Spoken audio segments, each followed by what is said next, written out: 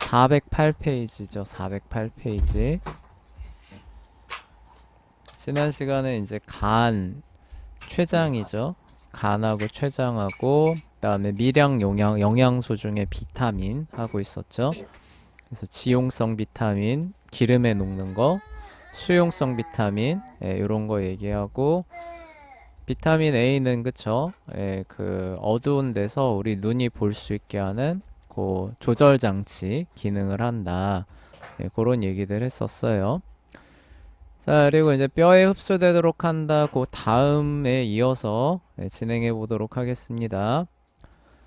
비타민 E는 노화 방지제인데 우리 몸에 있는 어떤 중요한 화학 물질이 노화라는 화학 반응을 통하여 파괴되지 않도록 보호해 준다는 뜻이래요. 그래서 비타민 E가 충분하면은 노화가 조금 덜 되는 그런 효과가 있다고 합니다. 비오틴과 엽산 같은 비타민 B 그룹은 여러 가지 다양한 방식으로 우리 몸의 신진대사를 도와준다고 해요. 그래서 임산부들 꼭 챙겨 먹어야 되는 거라고 얘기했었고요. 자, 비타민 C는 뼈와 치아에서 콜라겐이 생겨나도록 도와줄 뿐만 아니라 우리가 질병과 싸울 수 있도록 돕는 여러 가지 과정들을 지원하는 많은 증거들이 있다고 해요. 그래서 우리가 그 감기 걸렸을 때 이상하게 좀 새콤한 게 땡기잖아요. 그쵸? 네, 그렇죠. 그래서 뭐 유자차 막 이런 거 물론 유자차는 이제 뜨겁게 해서 먹으면 파괴돼서 좀 그렇긴 하지만 하여간 그렇게 되는 이유들이 이제 질병과 싸울 수 있도록 도와주는 보조제 역할을 하기 때문에 그런 겁니다. 그래서 네, 감기 걸리면은 이제 알약이죠, 그쵸? 비타민 C 알약 하나 정도 추가로 복용해 주시면은 더 좋아요. 자, 내가 마지막으로 이야기하고 싶은 비타민은 비타민 K예요. 근데 비타민 C도 또 너무 과하게 먹으면은 조금 그 문제를 일으킬 수 있습니다. 선생님이 기억하기로는 찾아봐서 확인해야 되는 거긴 한데 비타민 C가 과하면은 결석 있잖아요. 결석이 생기는데 약간 부작용을 일으킬 수 있다고 합니다. 자, 네, 어찌됐건 넘어갈게요. 내가 마지막으로 하고 싶은 비타민은 비타민 K이다. 칼에 베었을 때 우리 몸에서는 피를 흘리게 되죠. 우리 몸의 벤자리에서 계속해서 피가 흘러나오지 않도록 막아주는 것은 무엇인가? 글쎄, 그 대답은 우리 몸에서 흘러나오는 피가 응고되어 베인 자리에서 계속 흘러나오지 못하게 한다는 것이다. 그래서 우리가 흔히 그 딱지 생긴다고 얘기하죠. 그쵸? 네, 상처에 닦지 않는 거 이게 원래는 피인데 피가 이제 이렇게 엉겨 붙어서 이제 혈관을 막는 거죠, 그렇죠? 그 네, 터진 혈관을 막아주는 그런 역할을 하는 거고 막고 있는 그 시간 동안에 이 세포들이 이제 복구를 시작하는 거죠, 그렇죠? 복구를 시작해서 혈관을 이렇게 다 막고 피부를 재생하고 나면은 딱쟁이가 떨어져 나가는 그런 경험들 다들 해보셨을 거예요. 네, 그 과정에서 비타민 K가 아주 중요한 역할을 한다는 얘기입니다. 비타민 K는 피의 응고 과정에서 중요한 역할을 담당한다. 만약 피에 충분한 비타민 K가 없다면 심지어 조그만 상처에도 피가 계속 흘러나와 쉽게 멈추지 않기 때문에 결국 죽을 수까지도 있다고 해요. 그쵸? 네, 그래서 피에 적당한 비타민 K가 포함되어 있는 게 또 우리 생명을 유지하는 데 있어서 이런 중요한 역할을 한다고 합니다. 자, 이제 피해 응고 과정에서는 여러 가지 화학 물질이 관련되어 있다는 사실이 증명되어 전적으로 비타민 K의 기능이 라고만 생각해서는 안 된다. 피가 굳는 작용 과정에서 비타민 K만 작용하는 건 아니라는 얘기예요. 그럼에도 불구하고 비타민 K는 피해 응고 과정에서 반드시 필요한, 그쵸? 그래서 다른 것들도 작용을 하지만 비타민 K가 없다면은 아예 작동을 안 한다는 거죠. 그쵸? 네, 그래서 중요하다는 겁니다.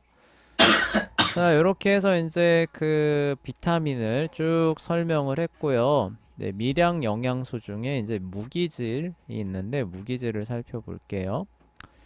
이제 앞서 언급한 대로 우리는 이미 무기질의 정의를 배웠다. 우리 몸에서 필요한 무기질이 땅 속에서 자연스럽게 발견되는 무기물질 같은 것인가? 라고 물어보면은 그렇기는 해요. 네. 글쎄, 우리 몸은 땅 속에서 자연스럽게 발견되는 모든 무기물질이 필요하지는 않지만 그 가운데 일부는 필요해요. 예, 그러니까 전체가 필요한 게 아니라 거기 땅에 속한 것 중에서 일부 소량의 조금씩 필요하다는 그런 뜻입니다. 자, 그럼 땅에서 그 물질을 얻을 수 있으니까 그러면은 바위를 우리가 조금씩 뽀개서 먹고 살아야 되느냐? 예, 그거 아니지. 당연히 아니겠죠. 그쵸? 네. 이렇게 먹으면 뭐예요? 우리한테 필요하지 않은 것들, 우리가 소화할 수 없는 것들도 같이 먹는다는 뜻이 되겠죠. 그쵸? 네. 그럼 거기에서 우리가 필요한 물질만 뽑아내서 또 섭취를 하려면은 또 이게 얼마나 또 다양한 바위를, 그쵸? 네. 또 먹어야겠어요. 그래서 이렇게 섭취하지는 못합니다. 자, 물론 아니다. 이런 것들은 미량 영양소라는 사실을 기억하라. 단지 소량만 필요할 뿐 아니라 특정한 무기질만 필요해요. 굉장히 조그만 양뿐만이 아니라 특정한 무기질만 필요합니다. 그래서 굳이 뭐 바위를 갈아 먹는다거나 그러면은 소화할 수 없는 게 확 들어가니까 이게 막 장 폐색 같은 거 걸리면 오히려 죽겠죠. 그쵸? 그래서 네. 굉장히 위험한 거예요. 자, 우리에게 가장 많이 필요한 무기질은 칼슘, 가장 대표적이죠. 염소, 마그네슘, 인, 칼륨, 나트륨, 황, 크롬, 구리 보이네요. 그쵸? 네. 불소, 요오드, 철, 그쵸? 셀레늄, 아연 따위가 필요하다고 해요. 네. 철이 필요하다고 하니까 우리가 저기 뭐냐 막 나사를 갈아가지고 먹으면 될까 안 될까? 안 되겠죠. 큰일 나는 거예요. 그쵸? 그 철. 정도 양이 애초에 필요하질 않아요. 그쵸? 네. 정말 소량이 필요한 것이고, 이거는 우리가 손에 얹어 놓으면은 이게 느낌도 안 나는 양이에요. 그쵸? 그리고 이제, 그렇게 이제 섭취하는 것보다는, 그쵸? 이제 다른 음식물에도 이제 포함되어 있는 경우들이 많이 있습니다. 그래서 대표적으로 이제 철 있잖아요. 이 철분과 같은 경우는 붉은 빛을 띠는 고기 있죠, 그쵸? 네. 그게 뭐예요? 우리가 좋아하는 돼지고기, 뭐 소고기 이런 거 있잖아요. 네. 요런 거 그냥 한 덩어리만 먹어도 충분히 먹습니다. 필요한 양을. 그래서 굳이 이렇게 할 필요가 없죠. 그리고 이런 거 먹을 때 이제 철분만 섭취하는 게 아니라 또 뭣도 같이 섭취하게 돼요? 아연도 거기에 많이 충분하게 포함되어 있고요. 그리고 소금이 나트륨이잖아요. 그쵸? 우리 고기 먹을 때 네. 간에서 먹잖아요. 그쵸? 네. 그렇죠. 나트륨도 같이 섭취가 되는 겁니다. 그러니까 음식을 우리가 이렇게 그 먹는 음식만 골고루 먹어도 무기질이 부족한 그런 경우가 별로 없게 되겠죠. 그쵸? 그러기 네. 때문에 굳이 이거를 또 보충한다고 뭐 나사를 막 갈거나 그쵸? 네. 그럴 필요는 없습니다. 네. 자, 이러한 원소들을 포함하고 있는 무기질이 충분하지 않다면 우리에게 문제가 생기기는 해요. 예를 들어 우리가 먹는 음식에 칼슘이 지나치게 적다면 뼈에 문제가 생길 수 있겠죠. 칼슘을 포함하는 무기질은 뼈를 단단하게 만드는 데 사용된다는 사실을 기억하라. 칼슘이 충분하지 않다면 뼈가 적절히 만들어지지 않겠죠. 그래서 칼슘 섭취가 계속해서 부족하다면 인생 후반부에 골다공증, 그러니까 거기가 원래 칼슘으로 채워져 있어야 되는데 칼슘이 부족할 때 우리 몸에서는 뼈에서 칼슘을 녹여서 칼슘 이온으로 만들어서 그거를 피에다 공급을 하거든요. 네. 근데 칼슘이 많이 충분히 공급되면은 우리 몸은 그 칼슘 이온을 다시 그 빈자리에다가 채워 넣어요. 그 뼈로. 예. 네. 그렇게 해서 이제 뼈가 유지가 되는 거거든요. 근데 계속 부족한 겁니다. 그럼 어때요? 계속 빼먹겠죠. 그쵸? 네. 예. 그래서 이제 나중에 뼈 안에 이만한 이제 그 구멍 공간이 생기는 거예요. 이제 그러면은 이제 튼튼한 정도가 떨어지겠죠. 그쵸? 그래서 작은 충격에도 뼈가 부러지는 요런 이제 병이 골다공증이 됩니다. 특히 이제 아, 여성들이 이제 그 중년 이후에 호르몬의 변화를 겪을 때 특히 더 잘 찾아온다고 해요. 그래서 미리미리 충분한 칼슘을 섭취해 주는 게 좋은데, 그래서 칼슘 섭취하는 것 중에 가장 손쉬운 게 우유입니다. 그래서 하루에 한 잔 정도, 우유 한 잔 정도는 그냥 마셔 주시면은 이런 것들은 충분히 다 예방이 됩니다. 또 우유를 또 너무 많이 먹으면은 뭐 오히려 몸에 해롭다 뭐 이런 얘기도 있어요.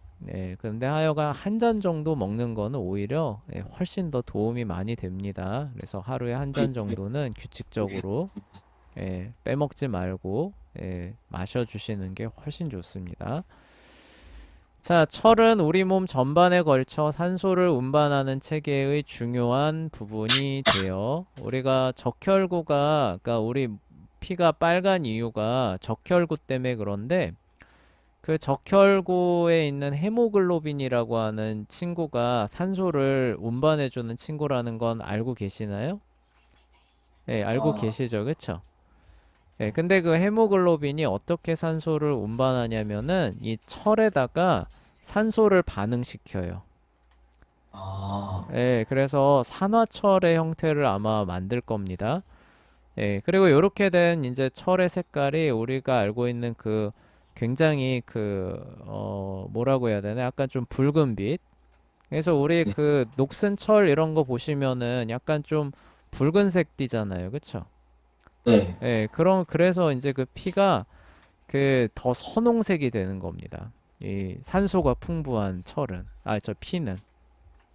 네. 예, 그리고 이제 요게 이제 그렇게 해서 이제 갖다 놓고 거기서 이제 산소를 떼내주고, 그쵸? 돌아오는. 그리고 또 다시 와서 폐에서는 그 철에다가 산소를 반응시켜서 이제 그 헤모글로빈이 그렇게 담겨 있는, 그 산소가 담겨 있는 그 철분을 이렇게 또 갖고 피 속에서 또 이렇게 둥둥둥둥 떠다니면서, 그쵸?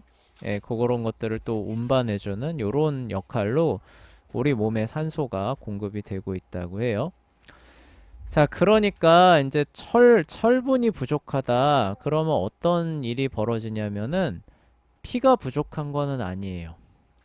우리 몸에 네. 피가 부족한 거는 아니지만 날라오는 산소의 양이 전에 비해서 어떻겠어요? 어, 너무 작아서. 떨어지겠죠. 그쵸? 그래서 마치 피가 부족한 것과 같은 현상이 일어나게 되는 거예요. 아, 그래서 어, 그렇잖아요. 뭐 양이 이만큼 줄었으니까 피가 필요한 양이 사실 이만큼이 되는 거잖아요. 그쵸? 그러니까 네. 요만큼이 부족한 것과 같은 효과가 일어나는 거죠. 그쵸? 네. 철분이 부족하게 되면. 자, 그래서 우리 몸은 효과적으로 산소를 분배할 수 없게 되고요. 그 결과 다량 영양소를 필요한 만큼 빨리 연소시킬 수 없게 됩니다. 이로 인해서 숨이 가빠지고, 그쵸? 아, 네. 머리가 핑 돌고, 쓰러질 것 같고, 어지럽고, 요런 거. 그리고 소화도 문제가 생겨요. 왜냐면 우리 장기도 이렇게 그 소화시키려면 근육이 막 움직여야 되잖아요. 그쵸? 근데 네. 산소 공급이 잘 안 돼요. 아, 그러면 위나 장도 그만큼 일을 못 하겠죠. 그쵸? 네. 그러면은 이제 또 소화불량, 또 영양 부족, 뭐 이런 것들도 같이 찾아옵니다. 아, 이런 현상을 이제 우리가 빈혈이라고 불러요. 그러니까 피가 부족하다는 거죠. 그쵸? 피가 네. 부족한 게 아니라 철분이 부족한 겁니다. 철분이. 그래서 아, 이럴 때는 이제 철분이 포함되어 있는 이제 그 영양분을 먹어주면은 이제 문제가 해결이 되는 거죠. 여자들이 종종 많이 걸린다고 해요. 이 빈혈 같은 경우는. 아, 예, 왜 네. 그런지는 좀 가물가물한데 하여간 여자들이 빈혈 있으시. 예, 뭐라고요? 저희 어머니도 그 빈혈이 좀 아, 있으시거든요. 좀 있으세요? 예, 그래요. 저도 그 약간 약간요. 기립성 저혈압이 있어요. 기립성 저혈압? 그거는 있는 사람 꽤 많아요. 그쵸? 네. 그게 혹시 막 쭈그려 앉았다가 일어나면 막 앞에 있을까? 쭈그려 앉았다 일어나면 핑 도는 거. 아, 그거 말하는 건데. 자, 어찌 됐건, 그래서, 어머니, 그쵸? 어머니 이제 철분 포함되어 있는 뭐 영양소 드시는 게 제일 좋겠죠. 그래서 아까 말했듯이 그 붉은 고기 있잖아요. 그쵸? 그런 게 네. 자연적으로 철분을 섭취하는데 가장 좋은 음식이라고 합니다. 자, 어쨌거나, 그러니까 뭐 큰 어떤 뭐 질병으로 인해서 빈혈이 생기지 않았다면은, 요런 식으로, 그 치료를 하면은 또 잘 치료가 되겠지요. 그쵸?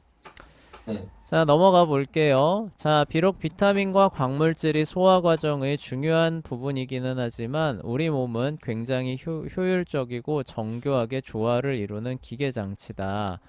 비타민과 무기질이 우리에게 유익하기는 하지만 한 가지 이유로 그것들을 미량 영양소라고 부른다. 즉 양이 조금만 필요하다는 것이지요. 실제로 너무 많은 비타민과 무기질은 너무 적은 것만큼이나 위험할 수도 있게 돼요. 그러니까 이런 거잖아요. 그 반응을 조절하는 조절 장치잖아요. 그쵸? 네. 근데 이게 적당량이 아니라 너무 많아요. 그러면은 그 반응에 관여하는 애들의 농도가 지나치게 올라가게 될 테니까 어떻게 되겠어요? 아, 오히려 진짜. 과도한 화학작용으로 인해서 망가지는 일들이 올 수 있겠죠. 그쵸? 네. 그러한 이제 일들이 실제로 있습니다. 그래서 여기 볼게요. 예를 들어 우리 간은 지용성 비타민을 저장을 해요. 그러니까 간이 그 여기다 저장하는 저장 창고잖아요. 그쵸? 네. 그래서 이 그 기름에 포함되어 있는 그러니까 기름 지방이니까 지방이 이제 여기 이제 간에 이렇게 저장이 되겠죠. 그쵸? 근데 그때 거기 포함되어 있는 비타민도 같이 저장이 되는 겁니다.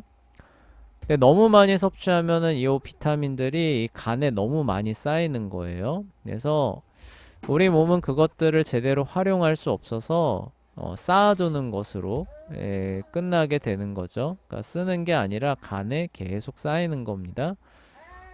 근데 그게 너무 많이 쌓이게 되면은 이게 이제 그 독소처럼 작용을 하는 거예요.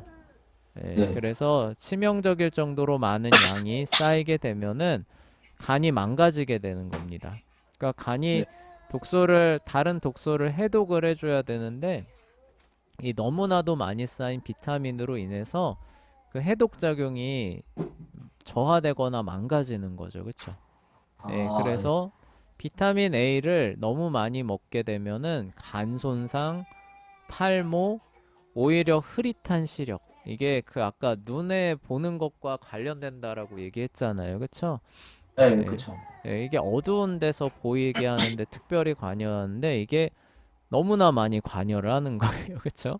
네. 그러니까 오히려 정상일 때 더 잘 안 보이는 그 다음에 두통 이런 질병들을 오히려 가져올 수 있다고 합니다. 네. 그래서 이 중에 왜 비타민 A냐고 하냐면은 비타민 A가 가장 악명 높아요. 다른 비타민에 비해서. 그러니까 네. 지용성 비타민이 특히 더 이제 악명이 높은데 그 중에서도 비타민 A는 간 손상을 일으키기 가장 쉬운 친구랍니다.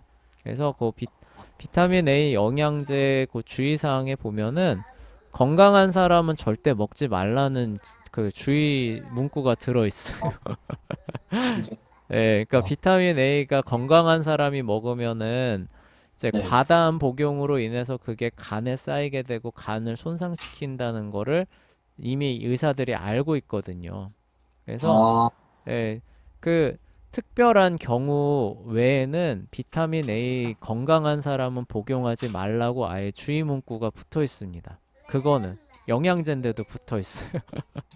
야, 예, 주의사항에 아예 붙어 있습니다. 네, 예, 근데 뭐 비타민 C나 이런 거 같은 경우는 그런 게 이제 좀 없죠, 그쵸? 위험성이 네, 훨씬 떨어지는데 그게 이제 수용성 비타민이기 때문에 그래요. 예, 이거는 그냥 빠져나가거든요. 그러니까 물에 녹는 거기 때문에 네, 간에 에너지원으로 쓰기 위해서 차곡차곡 쌓이는 게 아니라 더 많은 양을 흡수한다고 해도 신장을 통해서 오줌으로 빠져나가게 돼 있어요. 아, 예, 네, 그래서 얘는 조금 많이 먹어도 몸에 그렇게 큰 해를 입히는 그 부분이 좀 덜한 겁니다. 예, 수용성 비타민. 그래서 비타민 C 같은 경우는 조금 많이 먹어도 상관이 없는 거죠. 근데 아까도 얘기했었죠. 그럼에도 불구하고 너무 많이 먹으면은 얘가 또 너무 많은 양이 그 요도를 타고 내려갈 거 아니에요. 그쵸? 요로를 네, 타고. 그 요로가 이제 잘못하면은 거기에 이제 뭐 이렇게 그 어떤 이유로 해서 뭔가를 또 일으킬 수도 있는 거죠. 그쵸? 그래서 네, 그런 부분들도 조심을 할 필요는 있다는 거예요. 자, 지나치게 많은 비타민 D는 간 손상과 칼슘 침착으로 이어질 수도 있어요. 그래서 조심해야 됩니다. 칼슘 침착이 그 이루어지면은 우리가 흔히 뼈가 웃자란다고 얘기하잖아요. 그쵸? 네, 그래서 원래 없던, 그러니까 이런 거예요. 원래 그 관절이 이제 이렇게 있으면은 네, 여기 이렇게 있습니다. 근데 여기 염증이 이제 이렇게 막 생기는 거예요. 염증이 생기는데 비타민 D가 너무 많아요. 그러면은 이제 혈중 칼슘 농도가 올라가면서 피가 칼슘을 많이 갖게 되면서 염증이 있는데 칼슘이 쌓입니다. 이렇게. 네, 그러면서 예전에 없던 뼈를 이렇게 만들어내 버려요. 네, 예, 그러면은 이 관절이 어떻게 되는 거예요? 웃자란 뼈로 인해서 상하게 되겠죠. 그쵸? 네, 요런 이제 그 부작용을 가져올 수도 있다는 거예요. 지나치게 많은 비타민 D는. 근데 그 비타민 D는 우리가 야외 활동하면은 충분한 양이 만들어지니까, 그쵸? 네, 그런 네, 상태에서 내가 비타민 D가 부족하겠네 하고 비타민 D를 먹어버리는 거죠. 그쵸? 그렇게 네, 되면 어때요? 칼슘 농도가 올라가면서 이렇게 옷자란 뼈가 만들어질 수 있는 그리고 역시 지용성 비타민이기 때문에 간 손상 올 수 있다는 거죠. 네, 그래서 조심해야 된다는 얘기입니다. 자, 이러한 침착은 민문이근과 가로문이근을 해칠 수 있다. 그쵸? 그래서 뼈가 이렇게 뾰족하게 자라나면서 근육을 찢어 놓을 수도 있는 거죠. 관절도 손상되고요. 네, 자, 비타민 D는 피부를 햇볕에 노출시켰을 때 우리 몸에서 스스로 만들어진다. 그러나 이 정도로는 지나치게 많은 비타민 D를 쌓아두지는 않는다. 왜냐하면 우리 몸에서는 필요하지 않을 경우에는 만들지 않기 때문이다. 이것도 되게 재밌어요. 그러니까 네, 햇볕을 쬐서 우리가 필요한 만큼 비타민 D를 만들었잖아요. 그쵸? 그럼 그 뒤에 햇볕을 쬐면은 피부에서 만든다는 거예요? 안 만든다는 거예요? 안 엄만, 만든다는 거예요. 그쵸? 네, 그러니까 우리 피부는 필요하면은 만들어요. 햇볕 쬐주면. 뭐 무슨 광합성 하는 것도 아닌데. 네, 참 신기하죠? 근데 우리 몸에 충분해요. 충분하다라는 판단이 내려오면은 햇볕을 쬐줘도 안 만든다고 합니다. 네, 그래서 과다한 그런 어떤 비타민 D를 이제 이렇게 올리는 그런 거는 이제 발생하지 않게 되죠. 그런데 이제 문제는 뭐냐면 충분한 거예요. 충분한 상태에서 비타민 D 영양제 형태로 또 많이 하나도 아니고 조금도 아니고 막 여러 개를 막 먹어주는 거예요. 그렇게 되면은 이제 이런 결과로 이어질 수 있죠. 그래서 영양제라고 한다 하더라도 비타민 영양제라고 한다 하더라도 지용성 비타민은 굉장히 여기도 나오죠. 주의를 기울여 줘야 되는 거예요. 네, 왜요? 얘는 무조건 간에 쌓일 가능성이 커요. 왜요? 지방이라는 에너지원이잖아요. 그쵸? 에너지원이 네. 일단 흡수되면은 어디로 가요? 간이라는 창고에 가서 일단 보존될 가능성이 크죠, 그쵸? 예, 언제 네. 또 꺼내 써야 될지 모르니까. 예, 그러기 때문에 더 위험하다는 거예요. 네. 그에 반해서 수용성 비타민은 그냥 소변의 형태로 배출이 되게 됩니다. 그래서 조금 더 많이 먹어도 되는데, 그러니까 주의를 조금 덜 기울여도 되는데, 너무도 또 많이 먹으면 그렇다고 해서 또 너무 많이 먹으면은 또 위험할 수도 있다는 거예요. 예를 들어 너무 많은 비타민 B6는 입과 손을 무디게 만들며 걸음걸이를 조절하는 근육을 해칠 수도 있다고 해요. 그러므로 지나치게 많은 비타민을 섭취함으로써 끔찍한 결과를 초래해서야 되겠는가. 그러니까 어쨌든 화학 반응 조절 장치이기 때문에 이 조절하는 애가 많으면 많을수록 오히려 그쵸? 그 화학 반응이 이상해질 수도 있겠죠. 그쵸? 그래서 적절한 양을 먹어줘야 됩니다. 우리의 상황에 따라서 그쵸? 사람마다 상황이 조금씩 다 다르잖아요. 그쵸? 거기에 맞춰서 적당량을 섭취해 주셔야 됩니다. 우리가 섭취하는 음식물을 통하여 비타민을 과다 복용하기는 어렵죠. 그쵸? 특별히 비타민을 과다 복용하기 위해서는 굉장히 비정상적인 식사를 해야 할 것이다. 그쵸? 그러나 비타민 알약, 그쵸? 이제 이런 게 겹쳐질 때 문제가 될 수 있어요. 약초, 성분이 뭔지 모르는 약초인데 거기에 비타민 성분이 이만큼 들어있는 거예요. 다른 보조식품 이런 것들을 지나치게 많이 먹으면 비타민을 과다 복용할 수 있는 여지가 있습니다. 그래서 조심해야 돼요.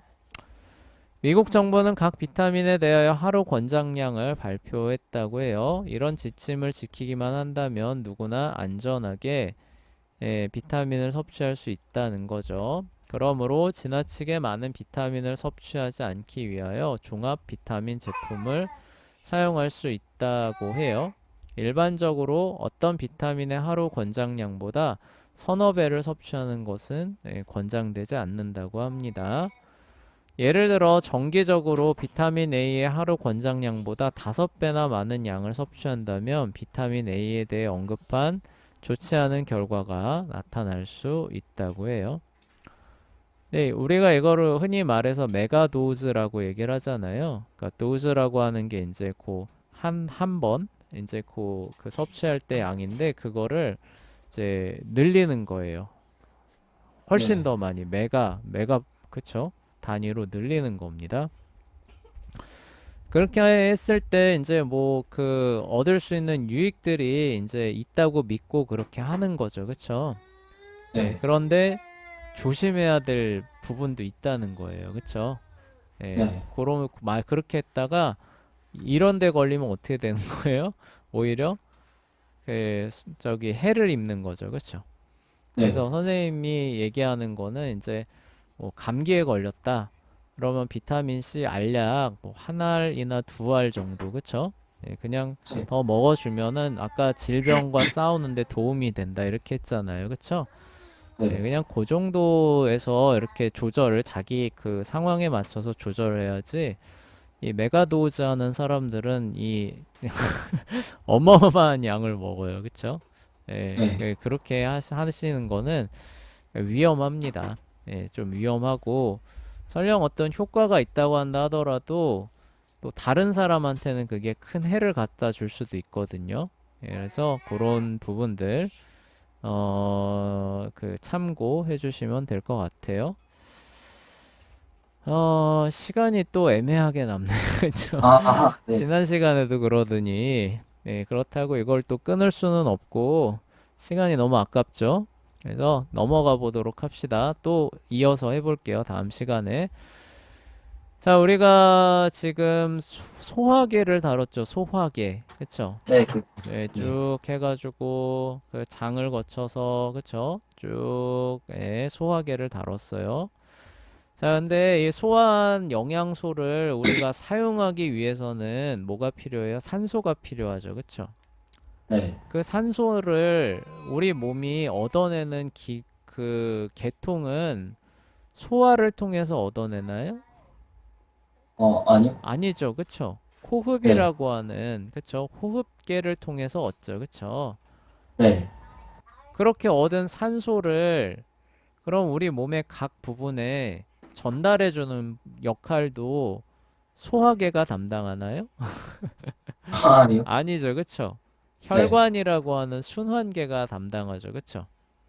네, 예, 그래서 이제 소화계를 다뤘으면은 호흡계와 순환계, 호흡계는 쉽게 말해서 이제 폐나 기도 이런 거를 의미하는 거고요. 순환계는 뭐냐면은 그 소화계와 호흡계를 이어주는 혈관을 말하는 거예요. 네, 예, 그게 이제 갖춰졌을 때 한 생명이 계속 생명 활동을 이어갈 수 있는 기초 조건이 완비가 된 거죠. 그쵸? 예, 네, 그래서 지금 이 순간에도 우리는 요 세 가지 계통이 온전하게 작동을 하고 있기 때문에 우리가 이렇게 수업을 할 수 있는 겁니다. 그래서 자, 호흡계와 순환계를 살펴보도록 할게요.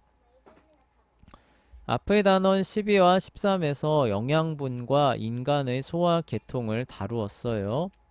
여러분도 잘 알고 있겠지만 소화계통의 전체적인 목적은 우리가 먹고 마시는 음식물과 음료수를 미량 영양소와 다량 영양소로 전환시키는 거죠. 그쵸? 이게 이제 소화입니다. 그래서 뽑아 쓸 수 있게 하는 걸 의미를 해요.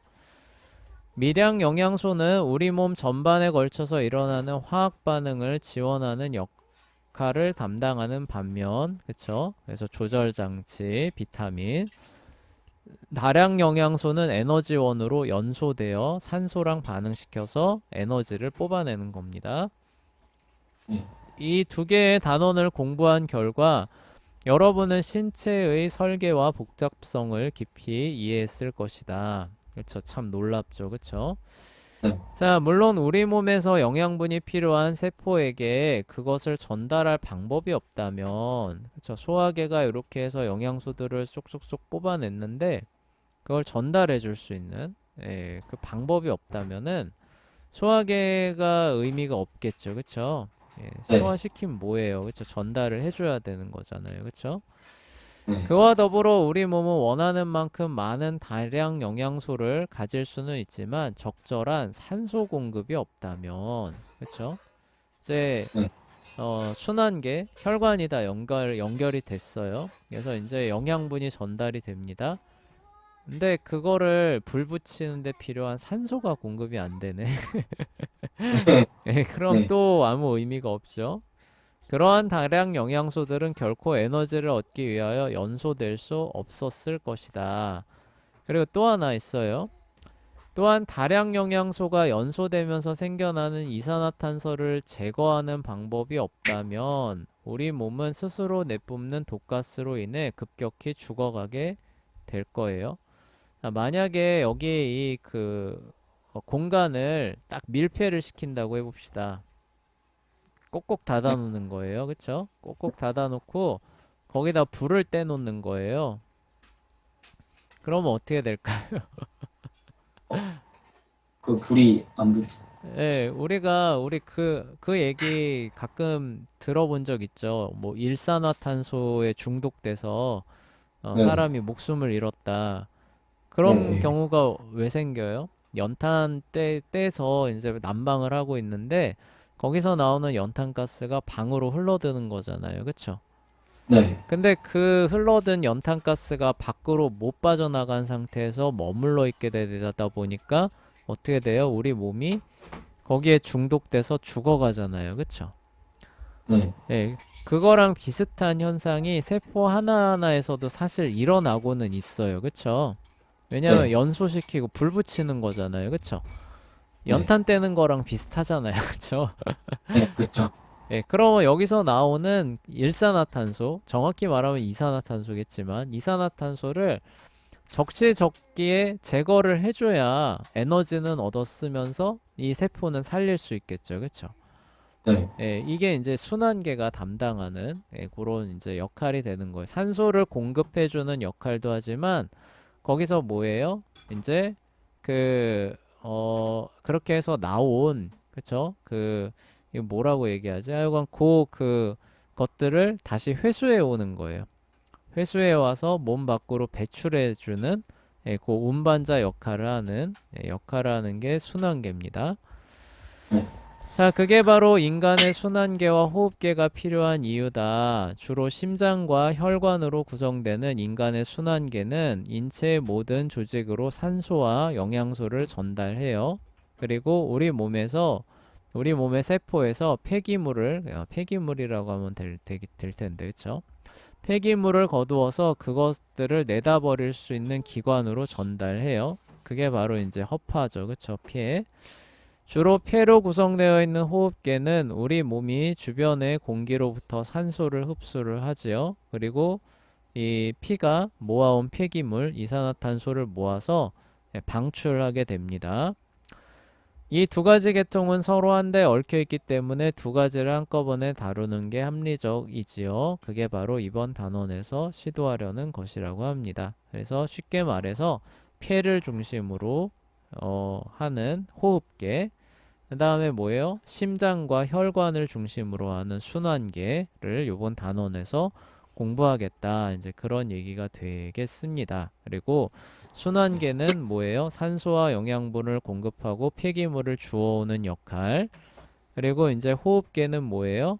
산소를 공급해 주는 거죠. 그쵸? 산소를 얻어오는 겁니다. 산소를 얻어오고 우리 몸에서 나온 폐기물을 바깥으로 내보내주는 역할, 그런 것들을 담당한다고 보시면 돼요. 그러니까 마치 우리 환기구 있잖아요, 그쵸? 이 후드 돌아가는 거, 그쵸?